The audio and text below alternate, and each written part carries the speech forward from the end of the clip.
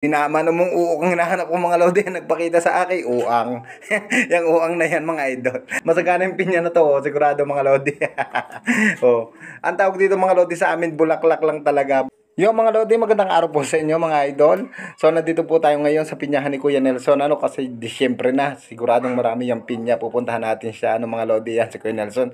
Kasi maghahanap sana ang mga lodi ng uok. Ay minamano mong uok ang hinahanap ko mga lodi, nagpakita sa akin, uang. Yung uang na yan mga idol. Kaya ako'y napapunta dito sa pinyahan. Kasi napanood ko yung viral ni Batang, yung Batang ganyang babae na napakaganda. Sana mga lodi, itatry natin at titikman natin yung uok.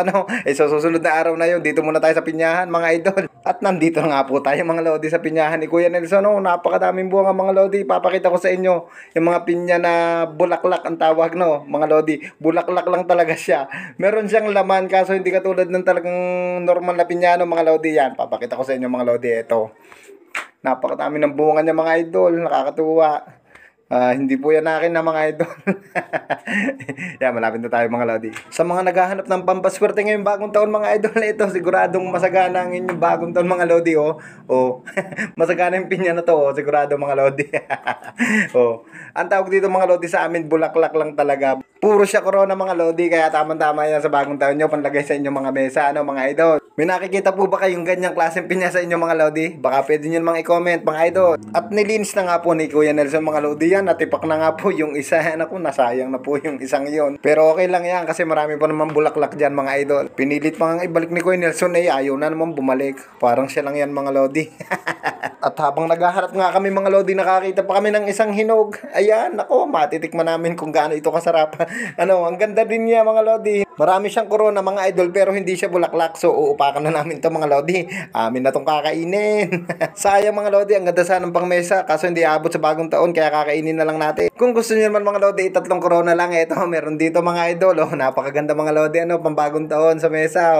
At habang ako ngayon naghahanap ng mga magagandang corona, nakakuha pa si Kuya Nelson ng isang hinog. Mga idol. Ang sarap nito mga idol. Ang tamis. At bago nga ako umuwi mga lodi kasi didilim na, inilibot ko muna ang pinyahan ni Kuya Nelson at ako mihinanap pa na isang pinya kasi hindi ko pa nakikita kasi nakakita na ako ng bulaklak tapos 3 corona, yan isa tapos hahanapin ko yung dalawang corona lang. Okay, eto, naghanap ako dito mga lodi, ang luang nito pero hinanap ko talaga kasi tiningnan ko kung meron 2 lang at nakakita nga po ako nito mga lodi, siguro baka may malunod. Meron, hindi, joke lang. Yan, hinanap ko muna yung 2 corona mga lodi at tiningnan ko ng maayos kung makakakita ako ng 2 corona kasi wala akong nakita doon sa kabila, so dito ako pumunta sa kabilang parte ng kanyang pinyahan mga lodi. Ay mong 2 ang aking hinahanap ay nagpakita na naman sa akin mga lodi, aring bulaklak. Tingnan ninyo at napakaganda mga idol. Yan yan, mas malaki yung kanina pero ito maganda rin mga idol. Ha?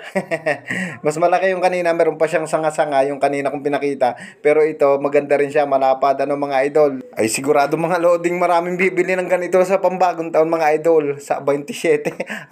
Pag makikita ninyo din sa aming barangay ay tambak ang mga garning bulaklak. Kaya pag ganun ang inyong hanap mga idol ay pumunta na kayo din siguradong hindi kayo mawawalan. Huwag lang kayong mauubusan. At ito na nga mga lodi, nakakita tayo ng 2 corona lang, nakakita tayo ng 3. Isa, tapos yung kanina yung bulaklak, yung madami. Tapos ito na nga yung 2 bago ako umuwi. Nakakita pa ako ng PNP mga lodi, Panot na panot talaga itong pinya na to, mga lodi. Talagang nagpakita talaga sa atin, ha? So hanggang dito na lang ako mga lodi, maraming salamat po, bye bye!